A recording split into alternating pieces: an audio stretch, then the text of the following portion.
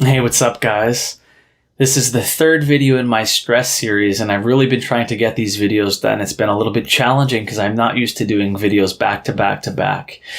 And for the most part, I'm pretty random with my videos. But yeah, trying to make these videos, then head to work, and then come back and try to do it again. But I really want to do this 5-video challenge, and I also want to just try to make sure that it's actually adding some value to your guys' life.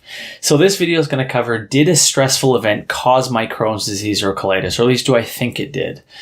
And I gotta be honest, I can't say 100% that it was a stressful event that actually caused my disease or my diseases. And the reason that I say that is there are a bunch of things that were present before I actually had IBD, like my IBD symptoms. And some of those things would be like, I experienced the genetic component. So both my grandmother and her sister had IBDs. My grandma had colitis and her sister had Crohn's disease.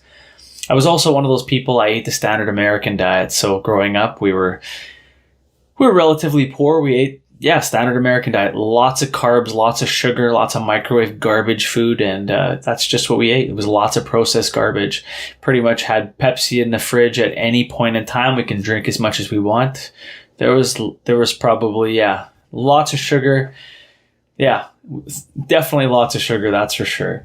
Another thing is I had asthma and I had ADHD, both things that were very common with IBDs and very correlated to IBDs and a leaky gut. And I also had allergies, so I was allergic to milk and I was allergic to like pollen. Again, another thing that's very correlated to leaky gut syndrome. So I really just had to be honest about those things because I think that those factors were present before I actually experienced my IBD symptoms. And I just think it's definitely important just to take note of that. You know, it's not just like the stressful event that happened and then all these symptoms happen. I had symptoms that were pretty much indicators that it might be likely that I'd have an IBD. You know, could the scenario have changed if certain events didn't happen? Possibly, but we'll never know that. So now to this stressful event. And before I go right into this stressful event that happened, a little bit of a backstory. So I was raised by a single mom. We were raised in a we were raised below the poverty level. Mom didn't make a lot of money.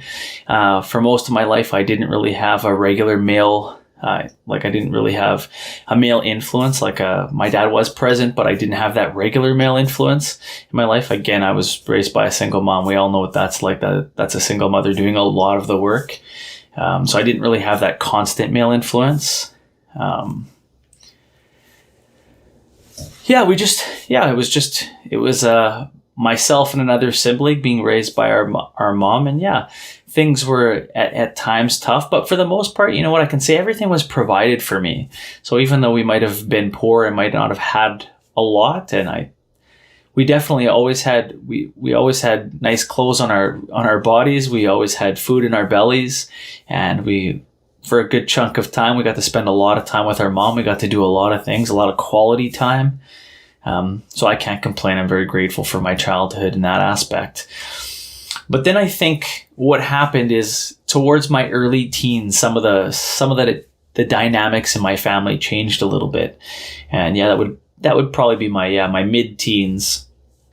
And then what happened is pretty much the family dynamics sort of became unstable. And to keep things without going into super detail, the family situation became unstable. It became pretty dysfunctional. And to sum it up, I just really experienced a lot of things that a kid shouldn't experience at that age, that are stressful for a child, that can hurt a child, and that could make a child feel unwanted. So that was, and like I said, I'm only communicating this just to share some insight and share with you guys my story, not to make anybody feel bad for me, because we all have our stories and we all go through our own life experiences. But so experiencing some of that dysfunctional in the mid-teens, but it really changed, I think, when I was about 16 and 17. I moved out of that. I moved out of my home and I moved in with my grandmother. So that would have been about 16 or 17. So leaving that situation, leaving my mom to go live with my grandma, that's when things really got interesting. And that's when I started experiencing my first IBD symptoms. And those symptoms were, I remember I was really pale. People would always tell me that I was really pale. I had night sweats, so I'd wake up with that, like pretty much the bed soaked. There was blood in my stool. I would occasionally see blood in my stool.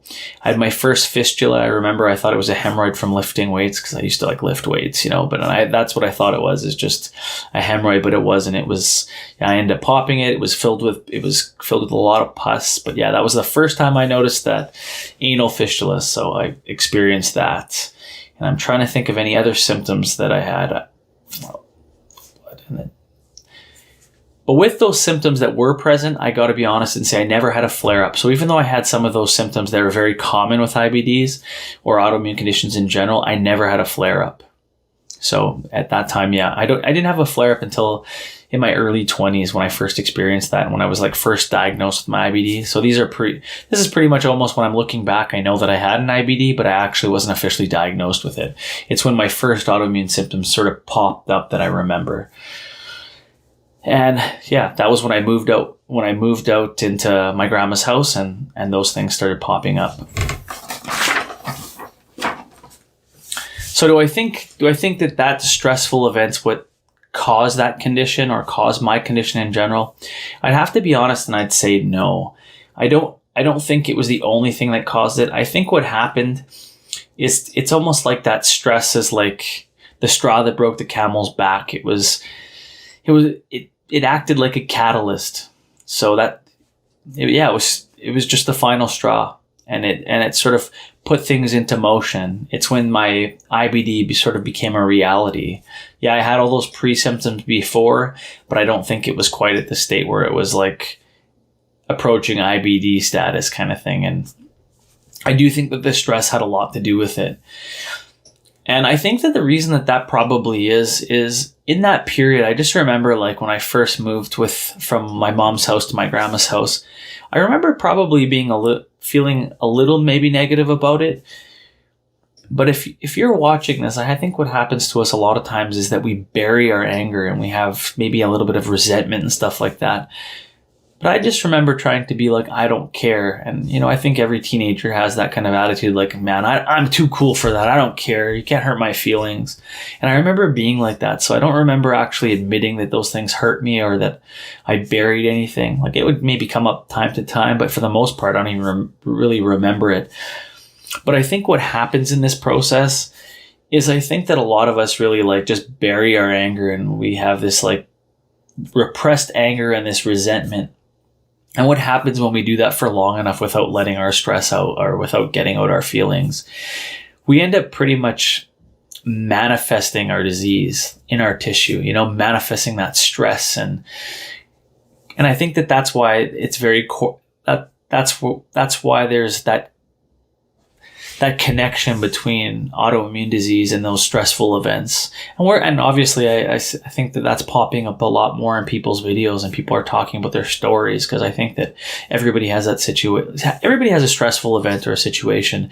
How they perceive or how they handle stress might be differently. Like, hey, a lot of people might not bury their stress and manifest that into their tissues and sort of keep that negative resentment and anger in their tissues. So everybody's going to be a little bit different with that. But in my next video, I'm going to dig a little bit deeper into pretty much that childhood anger and harboring like those feelings of resentment, because I think that's really important for us to, if we're looking to overcome our autoimmune diseases and move to a new level, it's really important to understand that and how we can sort of navigate through those waters. But thanks so much for tuning in, guys. Check my next video, because it's really going to dig deeper into some of those things. Like I said, childhood anger and and pretty much childhood anger and resentment. Thanks so much. Are you tired of feeling crappy? Get my free healing guide. Tips, tweaks, and hacks. Click the description for more information.